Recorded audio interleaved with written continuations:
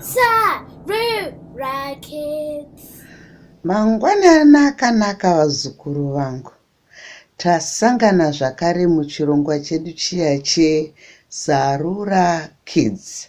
Apo tinodzidzisana ngano, tigotaura nyaya, tigodzidzisana zvakare zvinhu zvakawanda wanda pamusoro pehupenyu isu vanhu vechishona vekuZimbabwe. Nhasi ndati ndimbokuudzaiwo pamusoro pehukama. Hukama ini ndichikura chachiri chinhu chiri nyore sokuti taigara mazviri, taizviona mazuva ese, saka zvaiva zvakatirerukira. Asi kwamuri imi vana vechidiki ndakazoona kuti zvinotonetsa mufunge kuti mutsanangudze kuti hukama uyu hwakamira sei, sokuti tinoshandisa mazwi mamwe chete panzvimbo dzakasiyana siyana achireva zvakatosiyana siyana. Ndisati ndaenda kutsanangurirai pamusoro pehukama hwechishona, ndoda kukuudzai kuti muZimbabwe mune marudzi akasiyana siyana, madialects. Munotaurwa Chindevere, munotaurwa Chitonga, munotaurwa Chishona, munotaurwa Chivenda, munotaurwa Chivemba, munotaurwa Chimanyika, munotaurwa Chikaranga. Mune madialects, matauriro akasiyana siyana akawanda. Saka vanhu nevanhu zvichienderana nedialect kwavanogara vane mazwi avanoshandisa akasiyana. Semuenzaniso, muchishona isusu munin'ina wangu wechisikana ndinomuti munin'ina, asi mandau anoti tate, taita vanoti taita. Ini sekuru vangu, vana vangu vanenge vachiti kuna baba vangu sekuru. Kuchindau vanoti bambo. Hatiti muri kuona kusiyana kwazviri kuita. Nokudaro ini ndoda kungokutsanangurirai ndakatarisana nemashona, sokuti ndikada kuti ndipinde kuti zvinotaurwa muZimbabwe yese, zvinotoda bhuku kaizvo. Makore 3 tichizvitsanangura, sokuti Vatonga vane matsananguriro avo, Mandau ane matsananguriro avo, Mbazizuru ane matsananguriro, Mandevere. Hazvire kuti hukama ihwohwo hunenge hwashanduka, asi mazwi avanoshandisa atinoshandisa akasiyana. Nokudaro isusu tichangotaura pamusoro pechishona zvoga. Tichataura chishona chete. Mamwe madialects anozowedzera achishandura vachisa mazwi avanoshandisa munzvimbo dzavanogara. Saka ndofunga mazvionawo kuti hukama hwedu pachishona hwakapfekerana hunonetsa kutsanangudza, asi ndichaedza nepandinogona kuti ndikutsanangurirei vazukuru vangu kuti muzive kuti hukama hwedu hwakamira sei, kuitira kuti tigoramba tichichengetedza tradition yedu yevekare. Azvireve kuti kana musha wakakurisa hukama hwapera. Aiwa kana kunyange musha ukakura ukaita sei hukama hauperi, hunenge huchingovapo. Chinenge chichingoda kuzikanwa isurname, zita redzinza. Surname inonzi dzinza, zita redzinza. Vanhu vanenge vachifamba kwese kwavanofamba vachingoshandisa dzinza ravo kuti isu tiri tongoti vekwamudzimurema, musha kwaamai vangu vokwamudzimurema.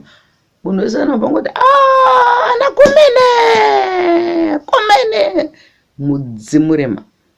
Dzinza ndiro rinenge richishanda sekuti manyakare misha yedu yaive yakakura chaizvo, saka nehukama hwedu hunombva hwatambarara. Zvakare chinyakare vaive nepfungwa dziya dzokuti kukura kwemhuri kwakanaka, sekuti uchawana vanhu vanoshanda mumusha, uchawana vanhu vanokubatsira kana pakuchembera, muchaona vanhu vanodzivira musha.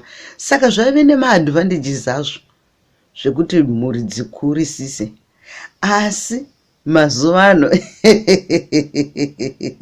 yaimwe nyaya, ana baba vantu vakatanga kufunga kuti kuita mhuri yakakura yato expense.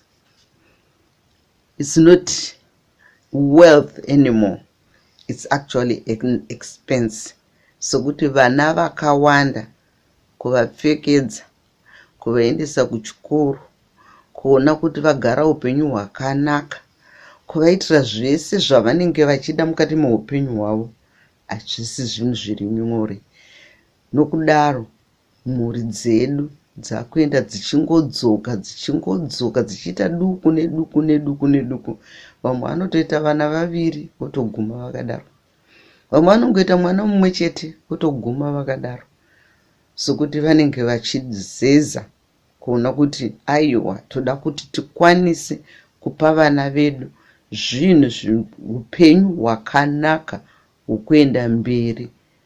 Zvasiyana nemanyakare apo vana vakanga vasingaende kana kuchikoro, vaingovaka misha yavo vari mumusha imomo, vasingambofunga zvokuenda kana kubuda munyika. Vaingogara vari munyika imomo vari pamwe chete vachigara ainzi maclusters, semhuri imwe chete iri pamwe chete vachingoshandirana vari pamwe chete. Saka pari nhasi tinombogumira ipapa vazukuru vangu pamusoro pehukama hwedu. Muchirongwa chinoteera tichatangira pavana vaya ana Farai naChipo naMaria naJohn. Toona kuti hukama hwavo huri kunopindana sei pavanenge vachienda mberi. Aiwa, tatenda nekuteerera kwakanaka kwakadai. Tatenda. Thank you. Sezvandambotaura kuti nhasi tiri kungotaura pamusoro pehukama hwedu isu vechishona zvoga.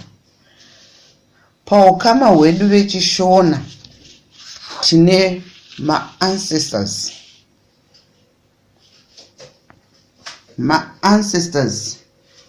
nechishona vanonzi tateguru. Tichibva pana madzitateguru edu tinoenda pana great grandfather. great grandfather vanonzi Madzisekuru.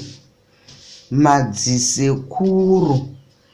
Tichibva pana great grandfather, mudzimai wa great grandfather ndi great grandmother. Great grandmother vanonzi Mbuya. Madzimbuya. Ndiwo Madzimbuya edu. Tozobva todzikazve toenda kumadzisekuru edu.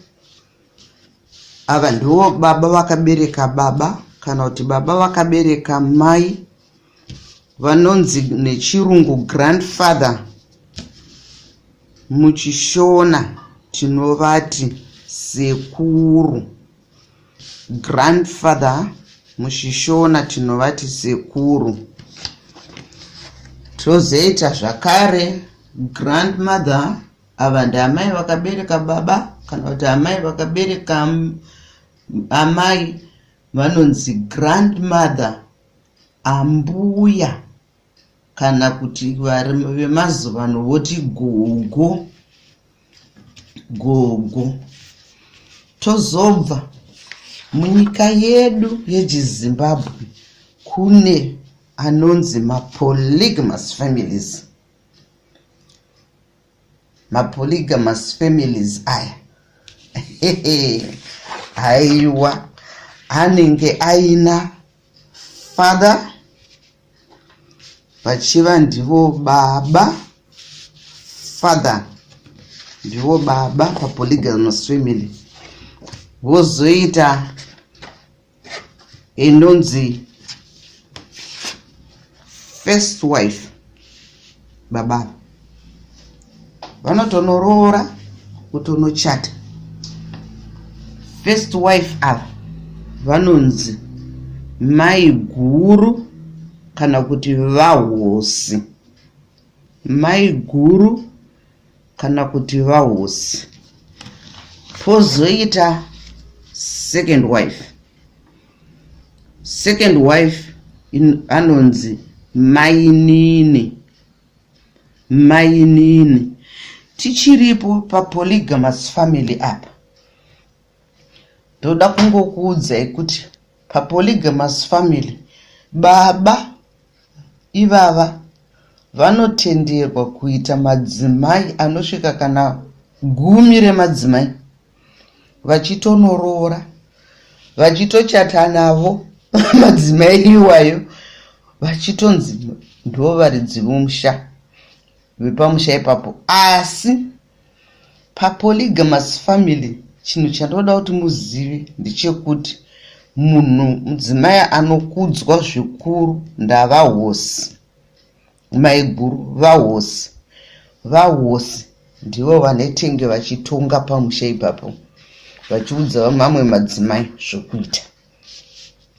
Tozobva tine yatinoti monogamous family. Iyi monogamous family ndo yanyanya mazuva ano, sokuti vanhu vakazozviona kuti kuita madzimai akawanda kwakanaka, asika kunonetsa kuzochengeta vana vacho. Kuwanda kunenge kwaita vana neupenyu, lifestyle inenge yakunetsa yachinja. Saka vanhu vazhinji iko zvino vakuita monogamous families. Asi polygamous achirimo muZimbabwe. Ngatidi kuzviramba kuti arimo. Monogamous family munenge muchingova na father baba, father baba, na mother amai, mother amai. Iyi ndiyo inonzi 1 to 1 kai. Baba ndivo vari 1, amai vari 1. Hapana mumwe mudzimai. Nevana vanongozvarwa mumba iyoyi mumonogamous family ndivava vega, vamai ava nababa ava. Asi vana vanozvarwa mupolygamous family vanenge vari vana vahosi, vana vamainini, vana vavamwe mainini, vana vavamwe maininizve, vana vavamwe maininizve. Saka madzimai wayo kana akawanda, baba ivavo vanogona kuguma vatone vana 50 chaivo. Sokuti madzimai anenge akawanda vachingobereka. Zvakare vana ivavo havana mutsauko, kunyange vakawanda zvakadaro. Vanenge vachingoziva kuti mai vakuru ndavahosi.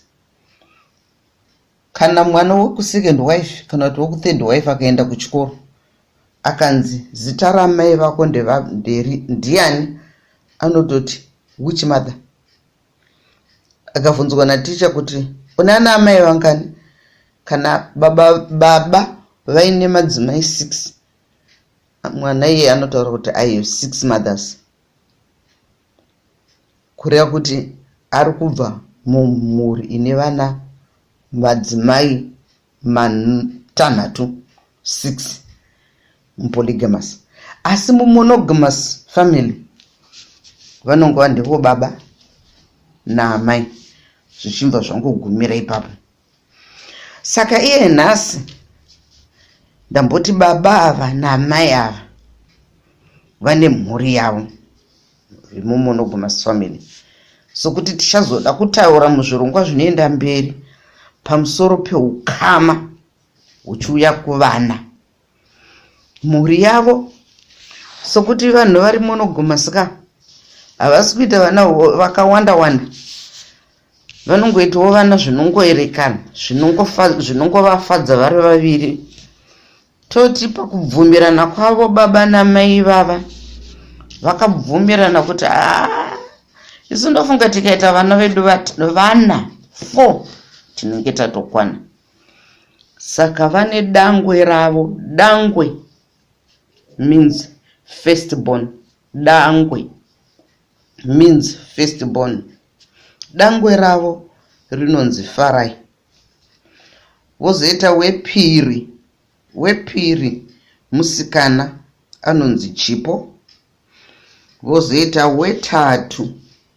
Wetatu mukomana zvakare anonzi John. Vozoita gotwe ravo. Gotwe ravo anonzi Maria.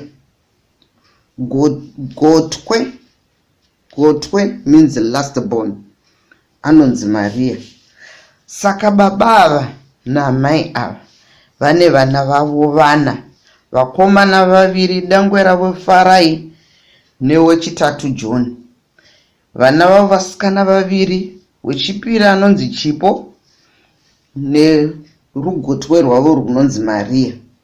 Muzvirongwa zvinoteera ndenge ndichida zvino kuzokuudzai kuti ivo vana ava Farai naChipo naJohn naMaria, hukama hwavo huchifekerana hwakaita sei kuenda kumberi uko kwataita tree yedu family yekuti hukama hwedu hunodzika hwakaenda nekupi. Sokuti hukama hwedu hunopfekana hugopfekana zvokuti pokupedzisira pamusana pekuti madzitateguru edu airoora madzimai akawanda, vamwe vachitoroora 10 remadzimai, vana vaitoguma vazowandisisisisa vagozoguma vakubisa mombe dzeucheka ukama vachiroorana pachavo pahukama. Munoziya muZimbabwe hapana izwi rinonzi cousin kana nephew kana niece, wese ihanzvadzi kana kuti hanzvadzisikana kana kuti hanzvadzikomana. Saka tinongoti mukoma wangu hanzvadzikomana, hanzvadzisikana. Kana vari ana baba ndana baba. Muchaona izvozvi kana taakuzoenda kunana Farai uko, vana Farai nana Chipo ivavo zvavanenge vaakuita vachipa hukama hwavo pamusoro paChipo naFarai naJohn naMaria, kuti hunenge hwakapfekerana huchipfekerana huchienda mberi hwakangodaro. Pachirongwa chedu chakapfuura panyaya yedu yeukama hwedu vaShona, takagumisira pana father, baba, mother, Amai, nevana vavo vana, Dangwe ravo rinonzi Farai mukomana, newechipiri musikana anonzi Chipo, newechitatu mukomana anonzi John, negotwe ravo musikana anonzi Maria. Saka zuva ranhasi ndo patava kutangira ipapa, ndo patinoona vazhinji vedu tichinetsekana isu vana vechidiki, vazukuru vangu imimi, kuti kana tabva panana Farai apo nana Chipo naJoni naMaria zvinozofamba sei? Saka nhasi apa tikutaura pamusoro pevana ivavo vari 4, the 4 children. Kana ndati the 4 children, ndoda kuti nditaure pamusana pekuti Farai uyu naChipo uyu naJoni uyu naMaria uyu, ukama hwavo hwakamira sei?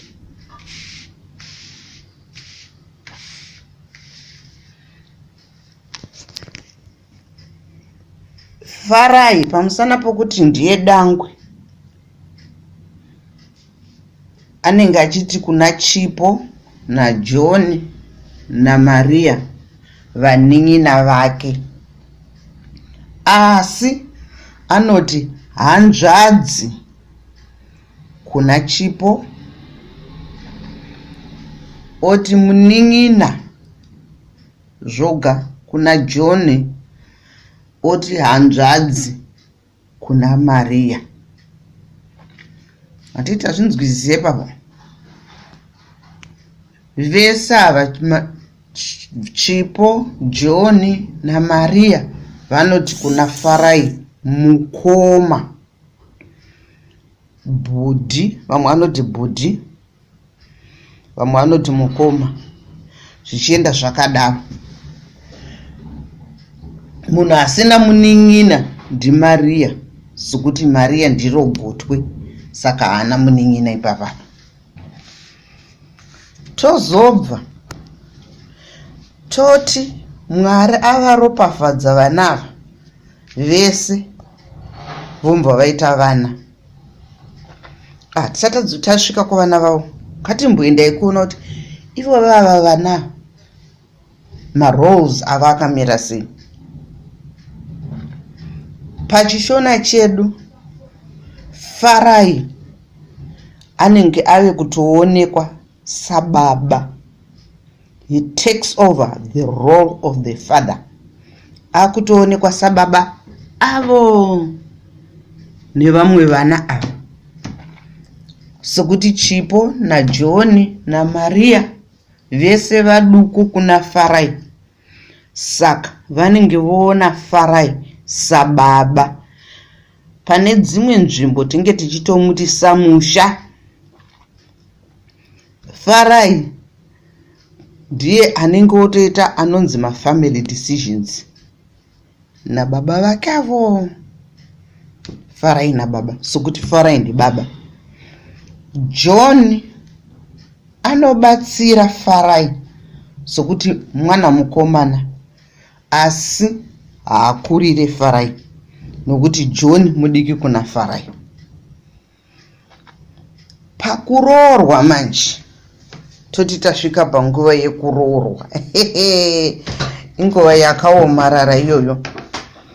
Nguva yekuroorwa, vana vasikana vanenge vazvarwa naFarai nevana vasikana vazvarwa naJohn, kana vaakuroorwa vanoenda kuna vatete chipo, kana kuti kuna vatete Maria, kuti vatete, uyu ndiye mukomana wangu ari kuda kundiroora.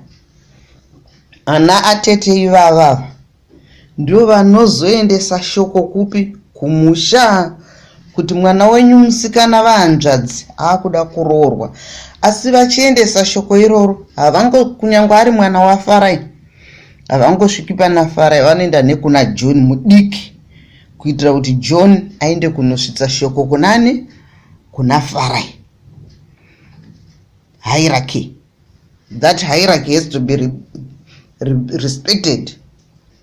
Panguva dzese vana vakomana vanozvarwa naFarai nevana vakomana vanozvarwa naJohn vanenge vachiti kuna chipo naTete vatete. Asi vana vasikana vanozvarwa naFarai nevana vasikana vanozvarwa naJohn vanenge vachiti kuna chipo naMaria vatete, kana kuti vakoma. Sokuti chipo naMaria vane mutupo mumwe chete naFarai naJohn. Tongoti hedu ndaana ndlovu, ndongoshandisa mitupo yangu inini kuita kuti vanhu vasazoti ndashandisire mutupo wani. Ndaana ndlovu, ava ndaana mandlovu avo, inzou idzi. Saka vana vasikana vanozvarwa umu ndaana mandlovu, vana vasikana vanozvarwa umu ndaana mandlovu. Ava vatete ava ndimandlovu, ava vatete ava ndimandlovu. Saka vese ava vanenge vachiitana tete kana kuti vakoma, mai guru. Ava ana tete ava, they play a very pivotal role muchishona chedu. Tinovaremekedza. Kana mwana akaita zvisina kunaka aroorwa, zvinonzi hauna kurayirwa, dzokera kunani? Kuna vatete vakurayire kuti unoita zvinhu zvako zvakafamira sei. Saka vanhu very important. Ndosaka tichiti chishona chedu chinokoshesa hukama ihwohwo. Tozobva ivava vese vaita vana vavo, tongoti vaita vana vavo, iye zvinezvi toda kumbotarisa pamusoro pevana vevakomana, vana vanozvarwa naFarai nevana vanozvarwa naJohn. Vana vanozvarwa naFarai nevana vanozvarwa naJohn vese vanenge vachiitana mukoma nemunin'ina, brothers and sisters. Hapana zvokuti uyu ndinephew wangu kana kuti uyu ndicousin wangu. Ayo, vese ibrother kana kuti sister. Madecisions ava vanotoita akangofanana, hazvina basa kuti mwana waJohn kana kuti waFarai. Vese vana vakangoenzana. Saka ma-equals. Vese vana ivava vanenge vachiti kuna baba avo, baba vaFarai namai vaFarai, baba vaJohn namai vaJohn vanenge vachivati Mbuya naSekuru. Saka hapana mutsauko. Nokudaro vana ivava hazvina basa kuti wazvarwa imba ipi, yemwana mukomana mukuru kana kuti mwana mukomana mudiki, mese muri hanzvadzi nehanzvadzi. Vana ivava zvakare havagoni kuroorana, sokuti blood riri kufamba mumiri mavo rimwe chete, rakabva kuna sekuru avo nambuya avo, baba namai vari pamusoro. Saka vana ivava havagoni kuroorana kunyange zvikaita sei. zvakare vana ivavo vanokudzana chaizvo zvakasimbisisa. Tozobva todzora hedu vasikana vaya muupenyu, toti vasikana ava varoorwavo, vaenda kumisha kwavo vakanoroorwa. Tave nevana vevasikana. Vana vevasikana vanenge vachiti kuna chipo, vana vachipo nevana vaMaria vanenge vachingoti kuna Amai ivava vari vaviri, Amai ndaamai. Hazvina basa kuti havasiriwo mai vakakutumbura. Pachishona tinoti kutumbura zvere kuti kutumbura ku opening with a knife, but tinoti kutumbura giving birth. Saka vana vachipo nevana vaMaria, my sisters and brothers, vana ivava havagoni kuroorana, vari pedyo chaizvo chaizvo, hukama hwakasimbisisa. Vana ivava vana vese vanoti ambuya nasekuru kuna namai nababa vevabereki vavo. Saka vana vafarai, vachipo, vaJoni, vaMaria vese kana vachiona baba avo nambuya avo vakazvara mai vavo nababa vavo vese vanenge vachiti ambuya. Vana vakazvarwa nevana vasikana, vana vachipo nevana vaMaria vanenge vachiti sekuru zvakare kuna Farai naJoni. Saka muri kuona pana nasekuru vatatu apa. Pana sekuru baba vaFarai, baba vamai vavo, pana sekuru hanzvadzi yamai vavo.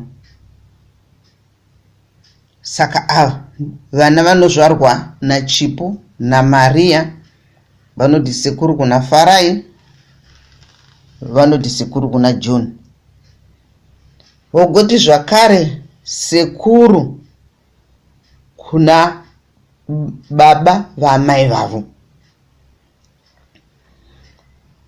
Apa ndo panobva patiratidza manje kuti chii?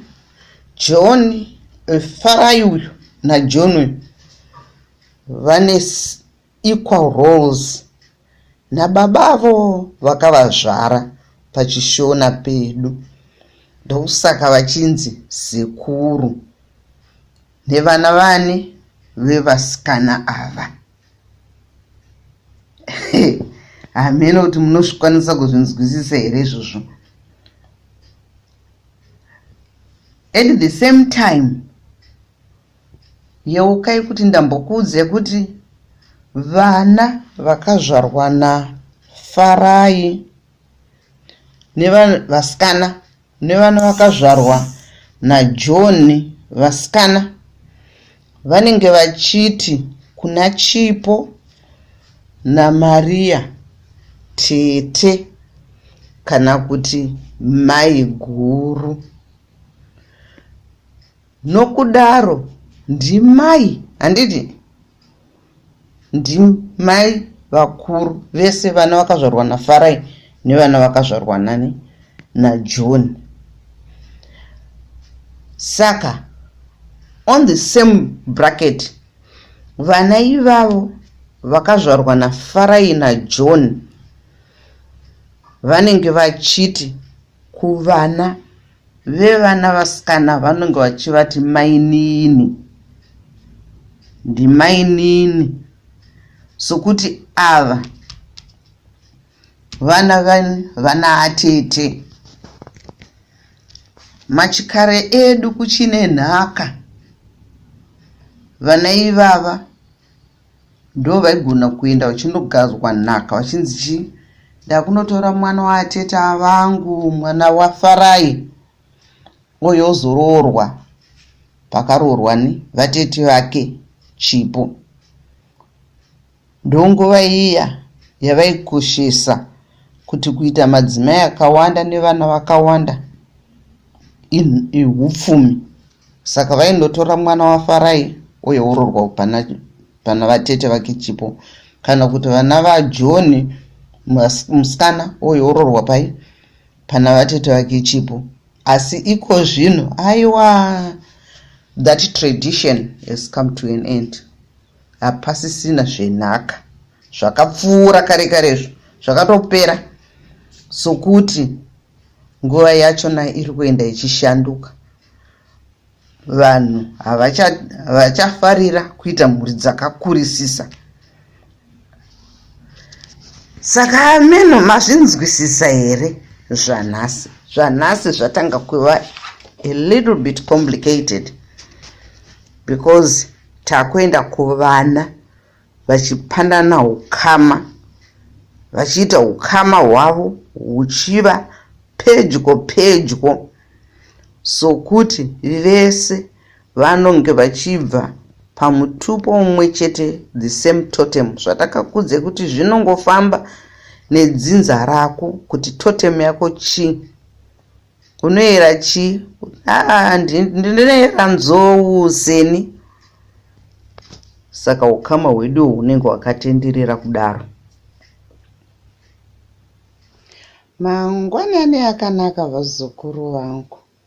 Tasangana zvakare muchirongwa chedu chiya cheSARURA Kids, apo tinodzidzisana ngano, nyaya nezvinoitika kuZimbabwe maererano noupenyu hwedu hwemuZimbabwe.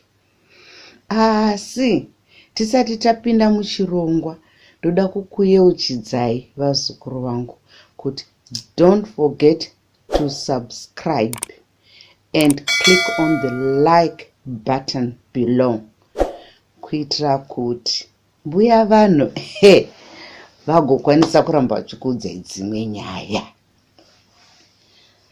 Zuva ranhasi tiri kupfuurira mberi nechirongwa chedu chiya chehukama hwedu isu vaShona. Hukama hwedu chitaurirwa mbare yegotsi, hwakapfekerana hugopfekerana. Zvakare, chinhu chimwe chete chandoda kukuudzai vazukuru vangu, isusu vanhu vechiShona tinokudza hukama. Izvi hazvisi kuti zviri kuZimbabwe zvoga, kunyange kune dzimwe nyika dzese dziri muAfrica tinokudza hukama, tinohukoshesa. Ukama chinhu chinokosheswa. Kuti unzi munhu unenge uine hama dzinokuzivawo kuti iwe ndiwe ani, iwewewo uchivazivawo, uchivakudzawo, uchivapawo zvinzvimbo zvavo kuti ihama dzako. Sokuti ukama hunokosha. Zvakare, ukama haugezwe.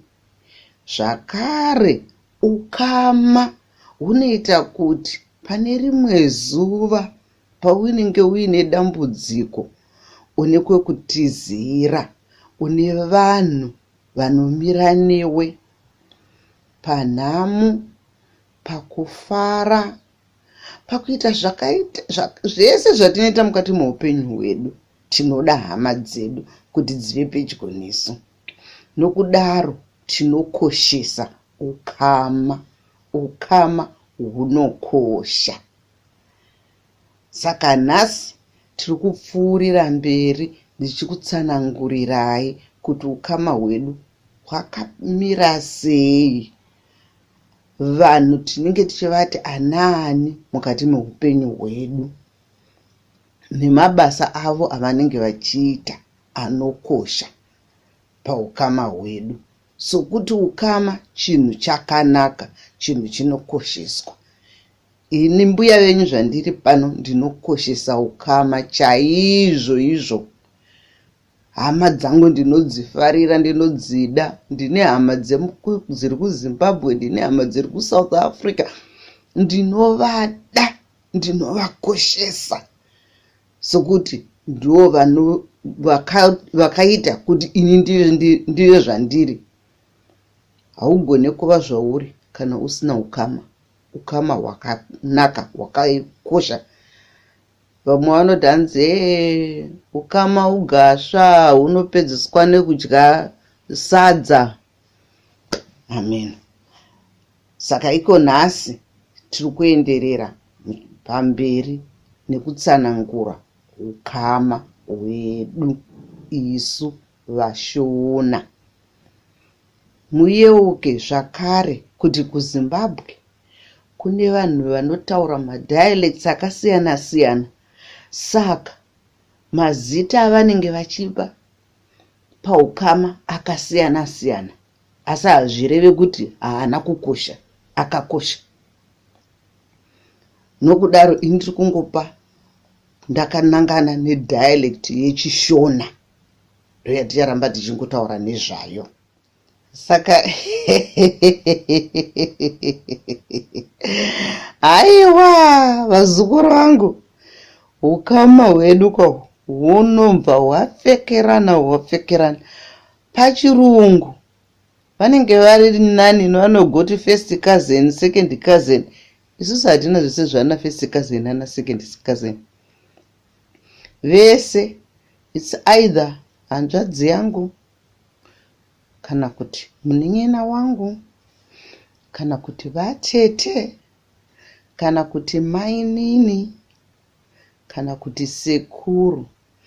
Asi tichishandisa mazwi iwayo tinozoenda tichiti uyu ndisekuru vangu, mwana wehanzvadzi yamai vangu.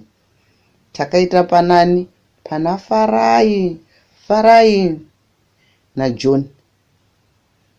Tete akuda kupa mutsauko kubva pana baba vaamai chaivo. Tinge toti ava ndisekuru vangu, hanzvadzi yamai vangu. Tobva toti ava ndimainini vangu, mwana wehanzvadzi yamai vangu. Havasisiri Mainini as in stepmother. Sokuti izwi iroro rekuti Mainini tinorishandisa zvakare pana stepmother, mudzimai wechipiri wasekuru kana kuti waamai ari panhaka. Saka tinenge takupa tsanangudzo yokuti tizive kuti uyu akamira sei mukati meupenyu hwedu. Mukazviedza hazvina kuoma, zvinongoita sezvakaoma, asi hazvina kuoma. Mufunge zvakareruka, zvinotonakidza. Mubvunze vabereki venyu vanenge vachikutsanangurirai kuti uyu hanzvadzi yangu, mwana womunin'ina wamai vangu. Muchirungu anenge ato cousin kana second cousin, nephew, ameno zvakuenda mberi. Asi muchiShona anoramba ari pedyo nekuti tinoshandisa bloodline rekuti muri mhuri yekwaChirandu here? Mhuri yekwaChirandu inoramba iri mhuri yekwaChirandu. Ukama hwenyu hunongoramba huchingoerera. Hazvinei kuti wakazvarwa naBabamudiki kana naBabamukuru kana ipapa. Vakoma nevanin'ina mese muri mukoma nemunin'ina pamusoro pekuti munenge muri mhuri imwe chete yekwaChirandu. ndizvo zvinoita kuti hukama hwedu husimbe. Isusu kuAfrica takatogara tane concept iri kuno kuEurope yokunzi everyone's child kubvira kudhara nekudhara, sekuti kare nekare munhu anga achiremekedzwa mukati meupenyu hwako anotsiura chero mwana. Will correct any child regardless of who that child's parent is, direct parent is. Kana mwana akaita zvisina kunaka anototsiurwa, kunyangwe naBabamudiki naAmai guru navatete, chero mukuru wemumusha imomo, zvichitongokudzwa zvichiremekedzwa. Iye zvino zvakuenda zvichishanduka nekuti vana vedu maakukurira musiri kumusha, saka hamuchakwanisa kunzwisisa kuti aiwa hukama hunokosha, ngatihuremekedzei, tinohuda, ndokuti tigoramba tichinzi tiri vaShona. Ndinotenda nokuteerera kwakanaka kwakadai vazukuru vangu, asi musakanganwe subscribe and like button kana mapedza kuteerera chirongwa ichochi. Thank you for listening.